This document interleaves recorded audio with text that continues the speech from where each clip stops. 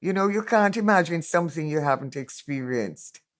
I had a picture of England which was generated by the film of the coronation of Elizabeth II, which they drove us over from Hampton, the posh boarding school in St. Elizabeth, to see at the nearest cinema in Mandeville, 40 miles away. We had on our best school uniforms, and those of us who had Union Jacks waved them. And the English girls attending our school, whose parents lived and worked in Mandeville's bauxite industry, just sat and looked smug. Another powerful image of England came from Enid Blyton's Nature Lovers book, which I had read in detail, all about beech trees and lichen and sea anemones. I knew all about the trooping the color and tea. I saw England as a magic land into which I would just arrive and suddenly no longer be the awkward, unattractive beanpole I was, but a svelte, vivacious, beautiful, much wanted woman, hugging my knees a la Audrey Hepburn in Breakfast at Tiffany's, living life to a background music of a lone trumpet playing in the summer evening twilight. You remember that scene in Jazz on a Summer's Day, don't you? Movies really blow your mind, you know.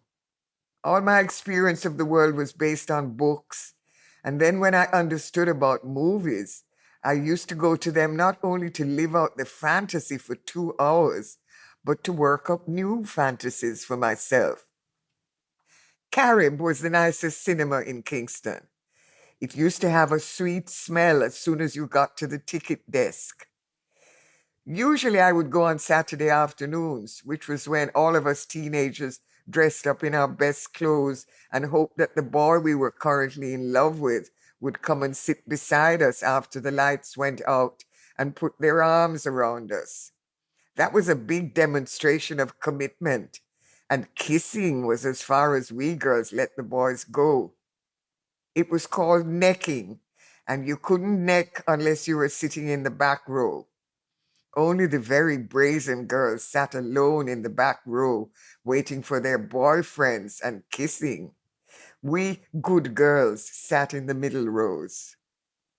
Smoking cigarettes was the big bad thing to do. Sometimes you would beg a cigarette from the boy and try not to cough too loudly on the first puff.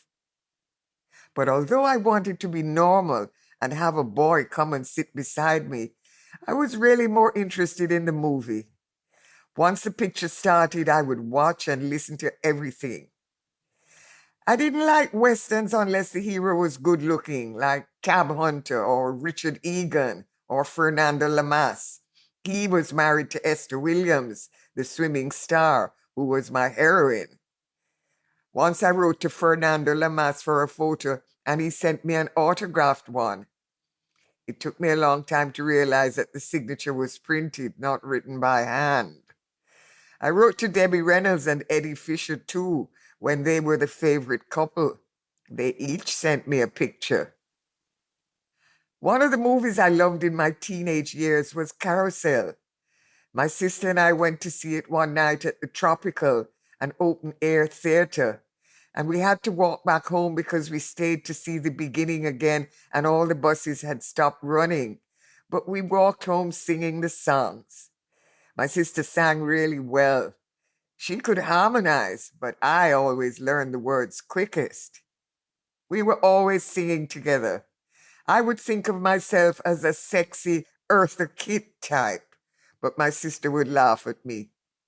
She used to swap me her supper for pictures of Grace Kelly, and she cried the night we saw High Society because Grace had married her prince and that was her last movie.